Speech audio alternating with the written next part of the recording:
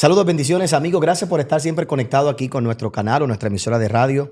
O puede ser que también estés viendo alguna de estas entrevistas a través de todas nuestras redes sociales, las de este servidor y las de la emisora. Gracias por estar ahí pendiente a todos lo que hacemos. Tenemos una candidata en el día de hoy que le vamos a hacer una pregunta que algunos han dicho que ya no ha contestado, pero no creo que ya no haya contestado, es que no le dan el tiempo en otro lugar y aquí le damos el tiempo para que ella pueda explicar esa, ¿verdad?, contestación en particular de una pregunta muy peculiar que le ha surgido en algunos momentos, pero te la presento en un instante. ¿Por qué estamos haciendo estos programas? Bueno, muy sencillo.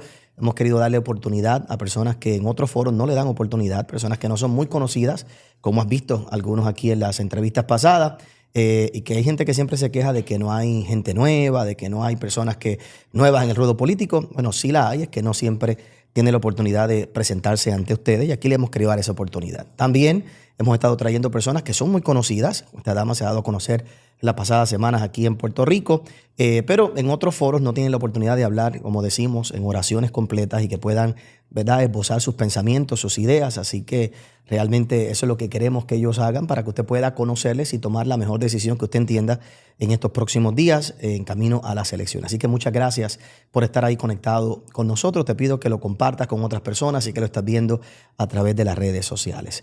Como te dije, quiero presentarte a una dama que en estos días yo sé que la han empujado en 2 o 3 lugares para una contestación en particular y de eso vamos a hablar más adelante. Ella está corriendo como candidata por Proyecto Dignidad, específicamente para la comisaría residente, y me refiero a Viviana Ramírez, que está aquí con nosotros en el día de hoy. Saludos, pastor, ¿cómo estás? Un placer, gracias por haber sacado el rato y estar aquí con nosotros. No, sumamente agradecida por estar aquí, por el espacio que me das, por todo lo que has hecho por Puerto Rico, porque más allá de tener un programa y hablarlo, sé que las palabras que has dado también han traído muchas acciones. Y Puerto Rico se ha beneficiado por eso y estoy bien contenta de estar aquí. Bueno, tratamos. Esto es como que medio divertido o medio obligado también. Créame que de vez en cuando uno piensa, ¿verdad?, ¿qué hacemos en todo esto? Pero usted sí que se metió en el rollo de frente, así que de eso que vamos a hablar. Así que usted ha sido valiente. Primero quiero comenzar, como hemos hecho con todo el mundo, me gustaría que usted se presentara. Hay mucha gente que quizás no la conoce. Nuestra señal también llega a la ciudad de Orlando, Florida. Mucha gente que nos está oyendo allá, gente de Centro y Suramérica. ¿Quién es Viviana Ramírez? ¿De dónde sale? ¿Y cómo llega a donde está en el día de hoy? Pues primero que nada, mis saludos a toda esa gente de Florida que quiero y a toda mi familia. Tengo particularmente ya casi toda mi familia en Estados Unidos, en Florida.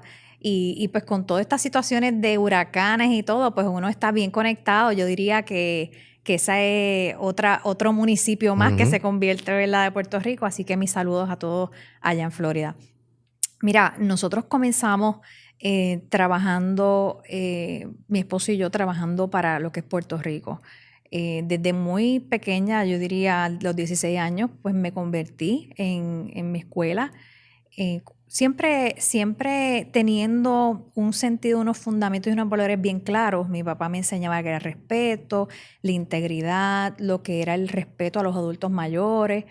Siempre unos fundamentos de valores universales, que, ¿verdad?, los conocemos así, bien establecidos. Pero no fue hasta los 16 años, en una capilla de la escuela, que yo conocí a Dios, que yo me encontré de frente a Dios y mi vida cambió porque vi a Dios. Y entonces, obviamente, ahí ya uno está, Señor, ¿qué tú quieres que yo haga con mi vida?, ¿no? Y en ese enfoque, yo quería ir a lo que era la universidad bien enfocada. Yo decía, Señor, yo no quiero perder el tiempo, yo quiero estudiar y pues me gusta esto de trabajar.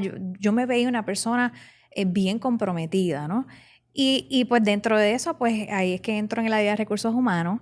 Ya yo sabía que quería estudiar eso, yo me veía como un puente entre ese empleado y ese patrono y una persona que podía llenar esos espacios que eran bien necesarios.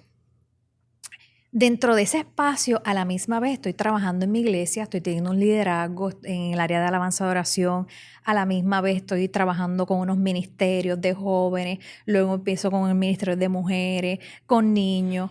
Entonces me empiezo a dar cuenta un liderazgo que tenía desde muy pequeña que no lo había descubierto, ¿no? Y esto pues me ayudó mucho también a mi área profesional, donde pues me ayuda muchísimo a desarrollarme en iniciativas de ayudar a la gente.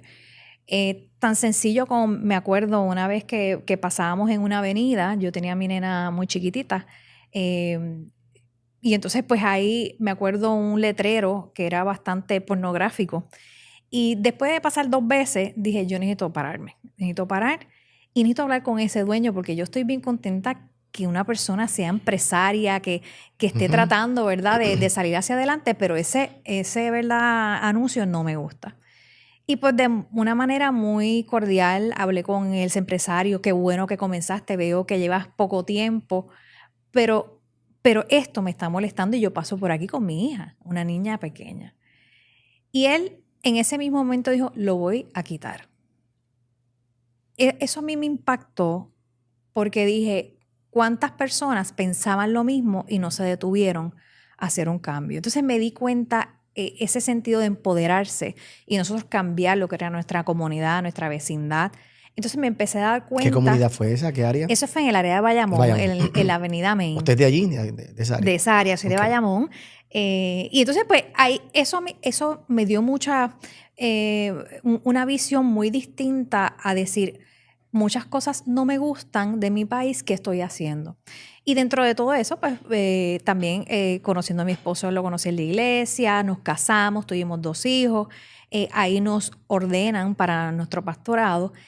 Y entonces ya llegaba un momento que nos encontrábamos en la misma iglesia sanando a algunas personas de situaciones de que el mundo los iba metiendo, los iba confundiendo. Yo decía, es que tenemos que ya empezar a cambiar la política pública porque no nos está ayudando a la gente, no le ayuda a las comunidades. Y sentí un peso tan grande, pero no sabía qué hacer. Llegó un momento que yo decía, ¿cómo uno hace esto? Y entonces me acuerdo cuando Ricky Rosselló entra al ruedo político, yo me sentí un poco escuchada por él. Él se reunió con varios pastores a hacer unos cambios para Puerto Rico, unos compromisos. Y fue de las primeras veces que yo me sentí un poco, mira, están escuchando ¿verdad?, esta representación de lo que es la comunidad de base de fe. Y pues lamentablemente no fue lo que yo esperaba, ¿verdad? Tuvimos un país que pues, lo votamos, vamos a decirlo así, por muchas razones.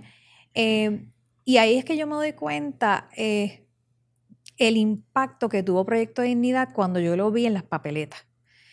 Yo creo que esa fue la razón que yo puedo decir que estoy en Proyecto de Dignidad en estos momentos. En ese momento que yo llegué... A eso iba. Antes de llegar, antes que te me conteste esa pregunta, sí, ya que va ahí. Por ahí voy. ¿Su familia antes había sido de algún partido? ¿Usted nació en Pues la política? Porque le he preguntado esto a todo el mundo, sí, porque hay gente que me dice, mire, pastor, mi mamá era independentista, el otro era PNP, y siempre, o eso no fue su experiencia. Mira, mi papá siempre fue independentista. Mi mamá siempre fue popular. Entonces, si íbamos al área de Santurce, sacábamos la banderita verde y en el área de Naranjito, que era mi mamá y toda su familia, sacábamos la bandera popular con un orgullo, pero uno que no entiende eso cuando es pequeño.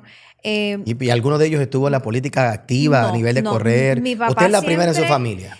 Bueno, tuve mi bisabuelo fue alcalde de Naranjito por 16 años, ¿no? O sea, no he estado despegado de la política. Mi papá siempre, pues, le gustaba mucho la política. Era una persona bien activa en la comunidad. O sea, si el huracán Hugo tumbó un árbol, era el que dirigía, llamaba a los vecinos, identificaba, hacía el inventario de herramientas y vamos a trabajar. Está muy interesante, ¿verdad? Porque le comparto esto, ya que usted de las últimas entrevistas que estamos haciendo, ya ha entrevistado a mucha gente y me está muy curioso que, ¿verdad? Una nota al calce que yo creo que todos los que se han sentado ahí, de alguna manera u otra, su familia influenció, sí, ¿verdad? Dentro de todo este proceso, porque no creo que haya salido de la nada el hecho de que usted se detenga en un lugar para cambiar un letrero, sino que esa parte de la actividad dentro de la familia es bien importante. Es importante y la iglesia es importante. Yo creo que influenciamos de una manera que a veces no nos damos cuenta.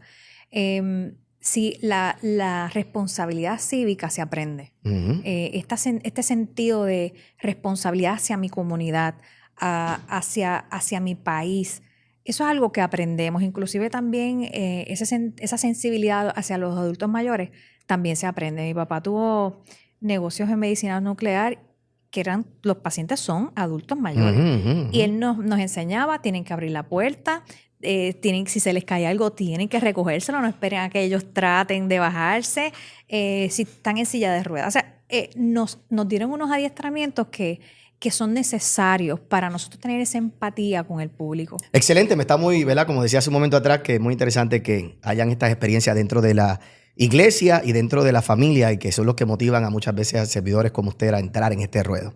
Ahora le pregunto, usted acaba de mencionar que, bueno, ¿verdad? Estuvo quizá un poquito más activa cuando estaba Ricardo Rosselló a nivel pastoral, usted escuchó las promesas y demás.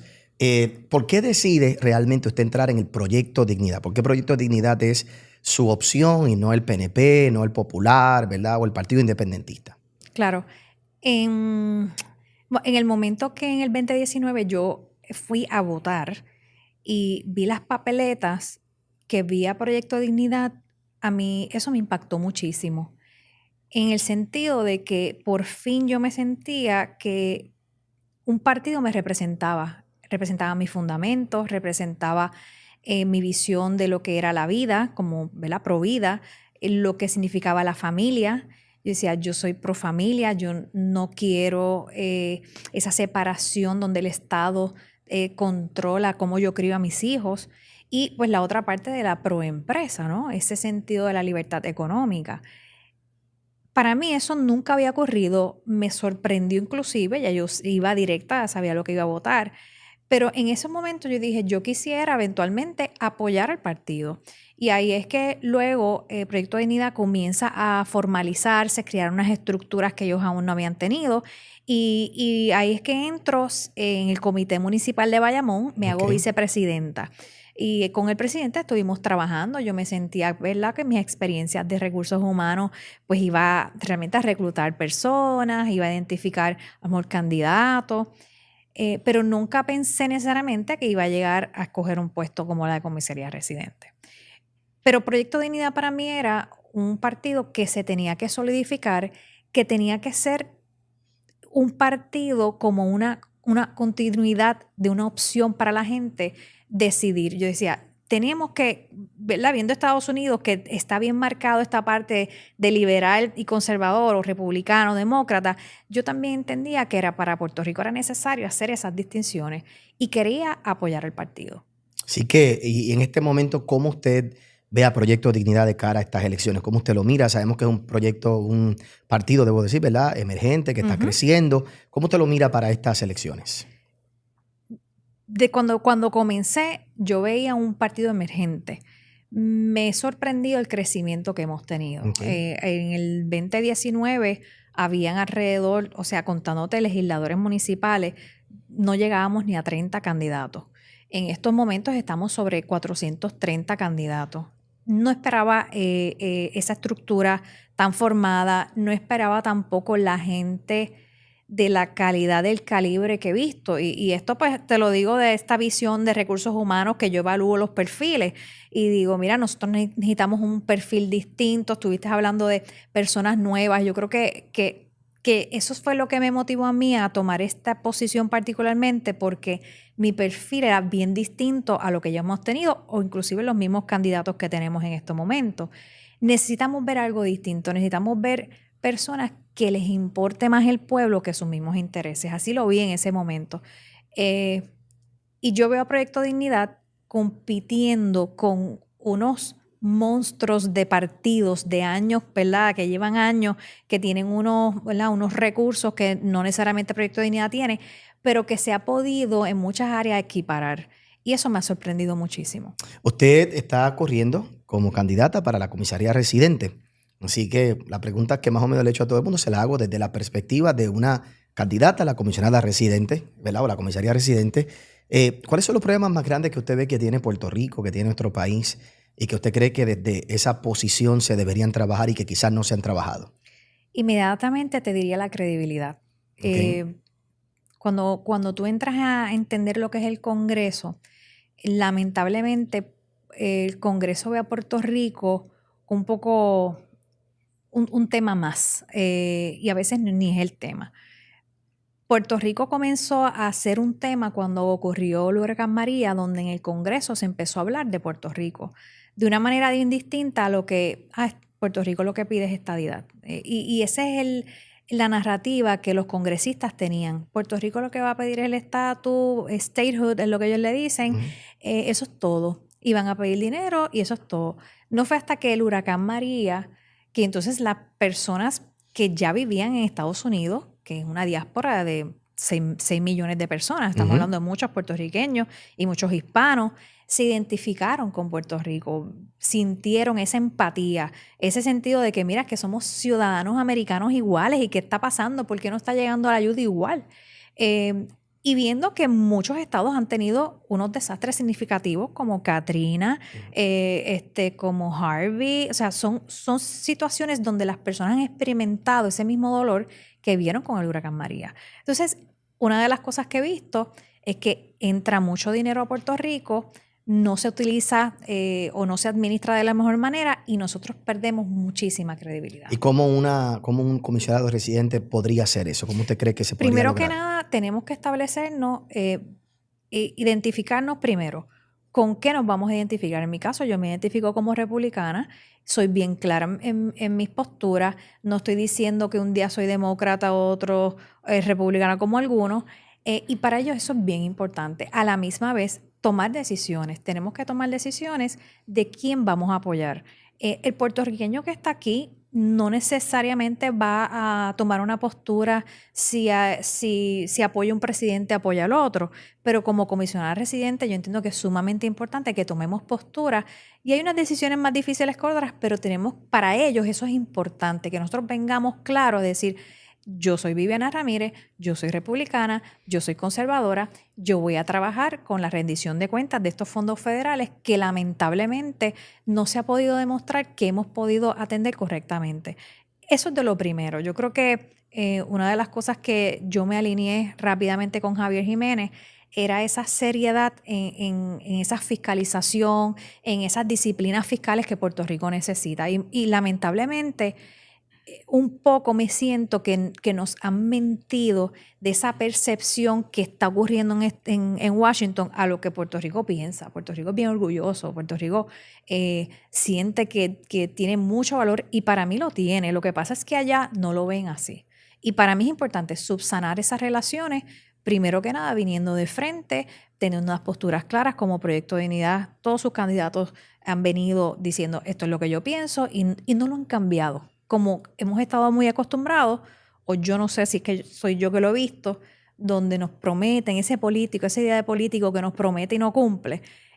Para Proyecto de Dignidad eso es una de esas primeras metas de lograr. Y yo creo que para mí, tener credibilidad en Washington, D.C. es indispensable y demostrar que nosotros sí podemos manejar los fondos federales que ya se asignaron. De esta manera, Otoniel, vamos a poder demostrar que estos recursos se utilizan en su mayor expresión. Nosotros ahora mismo nos dicen la economía está bien, pero cuando tú empiezas a ver los números, realmente te das cuenta que es toda la inyección de fondos federales que recibimos por los terremotos, por la pandemia, por los huracanes, y que nos hacen ver que la gente está gastando el dinero y se está moviendo. Pero cuando venimos a ver, no hay producción. Y ese desarrollo económico no lo vemos. No tenemos disciplinas fiscales, que esto, vamos a decir, en 8 o 10 años volvemos a una quiebra. Y esto ha tenido unas consecuencias. A veces la gente habla y no se entera ni que estamos en quiebra. Y digo, miren, Puerto Rico está en una situación bien difícil. Así es. Por eso es que yo quiero priorizar en la rendición de cuentas de todos los programas subvencionados gobierno federal que ahora mismo están trabajando en cosas que son muy importantes como en Puerto Rico. Vamos a estar también fortaleciendo todos los programas de adultos mayores. El Old American Act, que son propuestas que ayudan a lo que es la nutrición, a lo que es el cuidado prolongado, a lo que es esa ayuda al adulto mayor, a lo que son las oportunidades de empleo para adultos mayores que no les afecta el seguro social. O sea, hay muchos beneficios que los tenemos, pero de manera limitada. Yo quiero asegurarme que todos esos nos incluyan. También para lo que es nuestros jóvenes en las escuelas, el American Opportunity Act, que también son cosas sencillas que nos pueden añadir, donde se les puede dar créditos a los padres por tener estudiantes universitarios, ¿no? Todas esas cosas van a fomentar lo que es el desarrollo económico. Puerto Rico necesita crear un desarrollo económico donde nosotros podamos ver en el futuro que nosotros no dependamos totalmente de esos fondos federales para nosotros subsistir y nosotros poder pagar este gobierno, que es bastante alto, ¿no? Y yo creo que esa mirada de Javier Jiménez, con mi mirada de crear credibilidad en Estados Unidos, yo creo que es una fórmula de éxito. Él ha podido y ha tenido una experiencia donde un municipio está en quiebra. Él cogió el municipio de San Sebastián con un negativo de 4 millones, lo está entregando ahora con un superávit de 33 millones. En momentos de crisis como la electricidad bajo el huracán María, él resolvió la situación. O sea, el gobierno central no pudo atender, FEMA no pudo atender esa situación y cómo el liderazgo de él surgió en unas situaciones complicadas. Yo creo que estas ideas de nosotros identificar controles para evitar la corrupción, de nosotros crear esas disciplinas fiscales, de nosotros identificar políticas que promuevan lo que es el desarrollo económico, porque somos el único partido que cree en la libertad económica. O sea, ¿qué quiere decir eso? Menos regulaciones, menos burocracia, que sabemos que el que tiene negocio aquí sabe lo que es una burocracia. O sea, yo he establecido organizaciones de Estados Unidos aquí en Puerto Rico y lo primero que se asustan es con las regulaciones, la burocracia, los permisos. Ellos se asustan. Y yo tengo que traducir, ¿verdad? ¿Cómo convertir en eso? Esto es posible, no se preocupen, esto es posible, nos va a tomar un poquito más de tiempo, pero es posible. Ha sido un poco cuesta arriba. Yo creo que todas esas combinaciones son las que nosotros vamos a poder llevar a Washington D.C. y decir, nosotros ya tenemos establecido un plan y este es el plan que queremos establecer. Primero, resolviendo a Puerto Rico, resolviendo nuestra casa para nosotros estar en una mejor posición, porque hablar de estatus en Estados Unidos ahora mismo es negociar en un momento que estamos en desventaja. A eso quería ir, ¿verdad? Porque le voy a hacer una pregunta media compuesta no, claro, bastante compuesta. Son muchas preguntas. Porque lo que pasa es que, por lo menos mi percepción en este tiempo, ¿verdad? Más que nunca se ha visto podemos decir, en el fútbol, ¿verdad? Fragor político.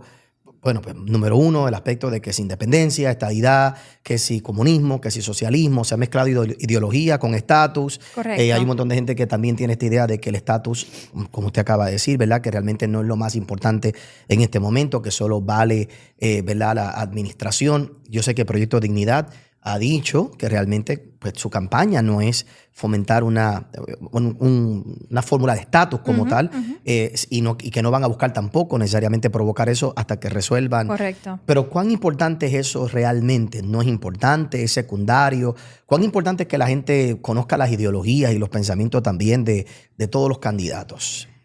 El estatus, particularmente el estatus, es importante porque es importante para la gente de Puerto Rico. O sea, el puertorriqueño tiene, cuando piensa en política, piensa en el estatus, piensa, yo quiero estar unida a Estados Unidos, o mucha gente dice, no, es que nos tienen encadenados y no nos dejan vivir, o no se crea esa producción porque nos tienen el mantén. O sea, hay muchas visiones de lo que es el estatus y nosotros no podemos sacar el estatus de Puerto Rico en estos momentos. O sea, eso es importante y lo vamos a trabajar. Lo que pasa es que cuando tú negocias, tú tienes que negociar primero en unas verdades, en dónde yo estoy como, ¿verdad? Si yo tengo una empresa, ¿en dónde yo estoy? ¿Qué yo tengo para ofrecer?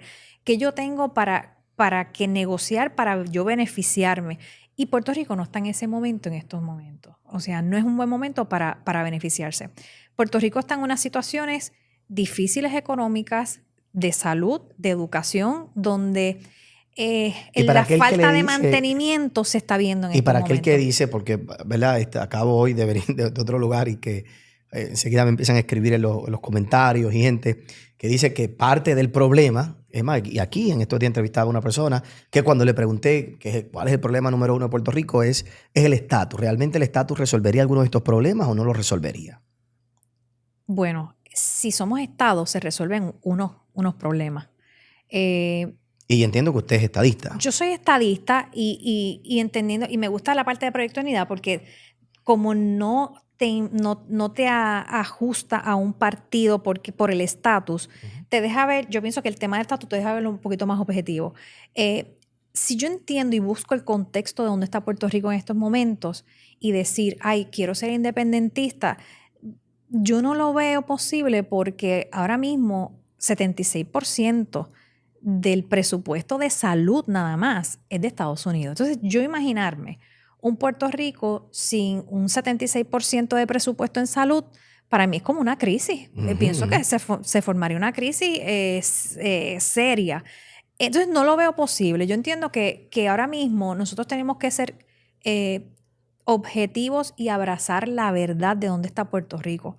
Puerto Rico no está en un buen lugar, Puerto Rico está en una quiebra y nosotros tenemos que enfrentar esa quiebra y tomar decisiones difíciles donde decir, nosotros no podemos tener un gobierno tan grande porque ¿quién lo paga? Nosotros, todos los impuestos de nosotros lo paga. Nosotros no tenemos esa capacidad porque tenemos un grupo de adultos mayores en crecimiento. Ya para el 2050 vamos a tener un 39%. Tenemos una baja natalidad. Tenemos muchos jóvenes yéndose porque no hay desarrollo económico aquí. Entonces, ¿qué estamos viendo? Que esos impuestos que se reciben van a ser menos y menos. Y lamentablemente, buscar o tener un gobierno como, ¿verdad?, no lo expresa los otros partidos, donde son grandes, donde son costosos, no lo podemos mantener. Y por eso te digo que hasta a veces me he sentido que no han sido suficientemente sinceros con el pueblo puertorriqueño en decirnos en dónde estamos. Y tenemos que abrazar la verdad y decir, mira, nosotros no estamos en un buen lugar, tenemos que trabajar y nos va a costar levantarnos las mangas y trabajar por Puerto Rico varios años para nosotros ponernos en un buen lugar y empezar a ver futuro para nuestros hijos y nuestros nietos. Sé que usted ha estado teniendo, ¿verdad?, unos debates como parte de la comisaría residente, ¿verdad?, la carrera, y lo he dicho en otros lugares, ¿verdad? Creo que a veces al Proyecto Dignidad, ¿verdad?, son un poquito injustos con las preguntas que le hacen, ¿verdad? Esa es mi percepción también, ¿verdad? Muy correcta. Sí, sí, la realidad es que creo que, ¿verdad?, que a veces, bueno, ya usted conoce. El punto donde voy es que hay una pregunta que le han hecho y que yo sé que le han insistido, y que estoy seguro que le han escrito un montón de comentarios y demás. Y en estos días mismo me lo hicieron a mí en un programa. Y yo quisiera dar la oportunidad que usted la conteste, porque yo creo que usted ya lo ha dicho afuera, y es que aquí tenemos una papeleta que vamos a votar por el presidente de Estados Unidos, ¿verdad? Correcto. Y está corriendo Donald Trump y está corriendo Kamala Harris. Y usted ha dicho que usted apoya a Donald Trump. Correcto. Y lo que la prensa no entiende y un grupo de personas no entienden es cómo una pastora, ¿verdad?, cómo usted... Lo he escuchado varias veces. Muchísimas veces. Esa línea. Y lo que le han dado son 20 segundos, 30 segundos para contestar. Así que yo no le voy a dar 30 segundos, le voy a dar 35 para que usted conteste. Así que de 5 segundos más. Wow, te agradezco. ¿Cómo usted le puede explicar a la gente de por qué usted, siendo pastora, realmente, ¿verdad?, apoya a Donald Trump? Y la perspectiva, la percepción que hay allá afuera, ¿verdad?, pues es una persona convicta y, bueno, lo que usted conoce. ¿Cómo usted le puede explicar aquí a la gente? Te agradezco la oportunidad del espacio. Primero, muchas veces comienzo explicando a la gente qué quiere decir ser conservador, porque muchas personas, inclusive la misma prensa, piensa que un partido conservador es uno religioso o que tienes que participar de ciertos valores, ¿no? La realidad es que técnicamente y políticamente el término conservador habla de pro vida, pro familia, pro empresa. Esas son de manera sencilla como lo puedo explicar. Asimismo es en Estados Unidos, donde los republicanos tienen esas maneras conservadoras a nivel de lo que es pro vida, de que, o sea, no creen en el aborto, de lo que es la familia, le quiere dar las libertades a las familias a criar a sus hijos como ellos quieran, y está la parte de la libertad económica. ¿Qué pasa? Los demócratas no piensan lo mismo, ¿no? Ellos son más liberales, creen en un gobierno más grande, más costoso. Dentro de esas dinámicas, nosotros podemos entender que el puertorriqueño, la inmensa mayoría del puertorriqueño, pudiéramos decir que es conservador. Lo que pasa es que a nivel de la información que se recibe de la prensa, tú estás viendo un Donald Trump que es bien, vamos a decir, excéntrico, bien honesto y bien parco, ¿verdad?, en sus opiniones. Pero cuando venimos a evaluar lo que está diciendo, la política pública que trae, lo que se quiere establecer es totalmente conservador. Y otra de las cosas que pues, siempre digo, ¿verdad? Con una mirada más, no como candidata, sino como pastora, les explico esta parte. En el 2016, cuando Donald Trump estaba haciendo sus campañas, se reunió con un grupo, así como se reúnen los candidatos con diferentes gremios, que si los ingenieros, los doctores, los enfermeros, y hacen acuerdos. Asimismo, Donald Trump hizo acuerdos con los pastores, con diferentes pastores. Y dentro de todos esos acuerdos que se formaron, unos acuerdos escritos, se dieron cuenta que ya para el 2019 ya todos esos acuerdos estaban cumplidos. Eso no había pasado así formalmente, de que todos los acuerdos que se habían cumplido, eso no había pasado. Y aquí pues nos pasó con Ricky Rosselló, pero no pasó lo mismo, ¿no? Entonces yo tengo que entonces evaluar el político por lo que hace, no por lo que me dice. Entonces yo tengo que evaluar 4 años con Donald Trump, 4 años con Biden-Harris. Y para mí está más que claro. Y no tiene nada que ver con la moral, no tiene nada que ver con la parte personal, sino con la política pública. Muy interesante, ¿verdad? Y le agradezco su honestidad y su sinceridad.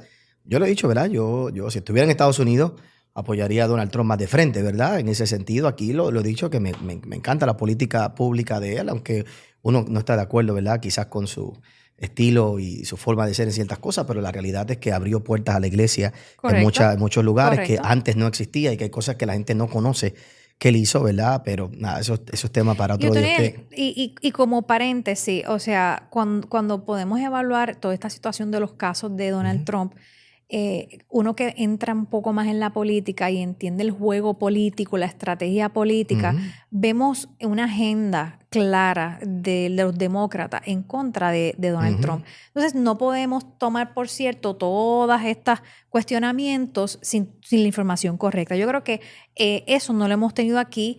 Inclusive cuando Donald Trump vino, que la gente le decía tírame los rollos de papel, se malinterpretó y la prensa pues dijo otra cosa, y la realidad es que hasta el sol del día de hoy la gente me dice no, nos trataron mal porque nos tiraron papel toalla. Y yo creo que tenemos que abrir los ojos un poco y evaluar realmente no lo que escuché, sino qué es lo que pasó. Sí, así es, muy cierto, ¿verdad? Que le agradezco su explicación. Le doy unos momentos más, por qué la gente debe votar por usted, qué usted quiere dejarle saber a nuestro público, que lo puedan considerar realmente como una opción durante este tiempo. Para mí es importante, Otoniel, y te doy las gracias por el tiempo, pero es importante que sepamos que Puerto Rico necesita nuevas caras. Necesitamos unos perfiles de personas que tengan otras miradas distintas, que tengan unas miradas sinceras, íntegras para el pueblo de Puerto Rico, y que sean genuinos, que le puedan decir al pueblo de Puerto Rico de frente, decir esto es lo que está pasando, estas son mis posturas y esto es lo que hemos hecho. Y lamentablemente nos han mentido, nos han manipulado y hasta cierto punto nos hemos sentido como un atropello. Yo quisiera que esto termine, y yo veo la esperanza que con Proyecto de Dignidad es una buena oportunidad para que la gente en este 5 de noviembre diga yo quiero transformar a Puerto Rico. Bueno, yo la felicito, como he felicitado a otros pastores que han entrado. Aquí estuvo también Frankie Guerra, ¿verdad? Que siendo pastor, pues se lanzó a tratar de ser ahora senador acá, y le felicito, ¿verdad? Que como pastora, yo sé que alguna gente no concilia esos dos puestos, esas dos posiciones y entrar en la política, pero definitivamente yo creo que sí, la iglesia tiene que estar activa y militante. Lo vamos a hacer. Yo creo que cuando uno es innovador, la gente a veces no lo ve. Pero yo entiendo que por fin un cristiano hablando dentro de círculos políticos, había gente que me decía en un debate, una cristiana hablando de Dios, que sacó el nombre de Dios. Yo creo que esas cosas las vamos a empezar a ver y estamos abriendo un camino. Así que te agradezco también por abrir ese camino. No, le felicito, siga hacia adelante, y gracias por haber estado con nosotros este rato. Gracias a ustedes por estar en sintonía.